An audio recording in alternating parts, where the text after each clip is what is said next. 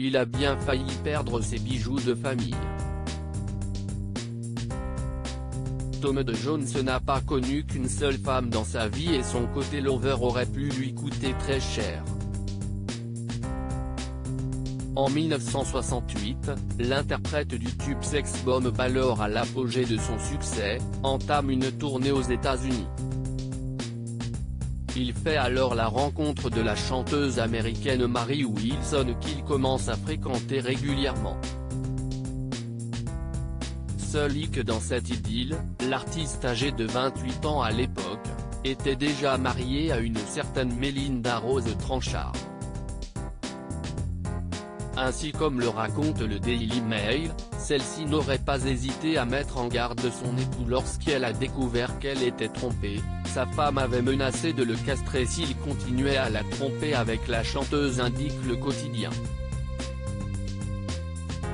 Mais pas de quoi pousser Tom Jones à mettre un terme à sa liaison avec l'ancienne membre des Supremes, qui se sont retrouvés dans des situations pour le moins cocasses à cause de ce jeu dangereux.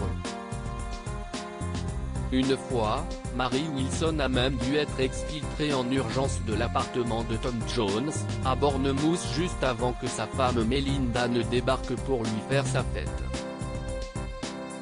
Malheureusement tel est pris qu'il croyait prendre, dans le four de la cuisine, se trouvait un bon petit plat concocté par Mary Wilson. Et qui a cuisiné ça? Tu ferais mieux de vite remédier à tout ça, sinon tu seras plus capable de faire grand chose sans ta paire de couilles, lui aurait menacé son épouse. Mary Wilson n'est plus, tandis que Tom Jones va fêter ses 81 ans cette année. Mary Wilson s'est éteinte le 8 février dernier à l'âge de 76 ans. La membre historique de The Supremes est morte soudainement dans son domicile, 2 jours après avoir annoncé qu'elle allait publier un nouvel enregistrement et rééditer son premier album solo, sorti en 1979. Les circonstances de sa disparition n'ont pas été dévoilées, mais celle-ci a fortement attristé son amie Diana Ross qui a tenu à lui rendre hommage sur Instagram. Mes condoléances à la famille de Mary. Je me souviens que chaque jour était un cadeau.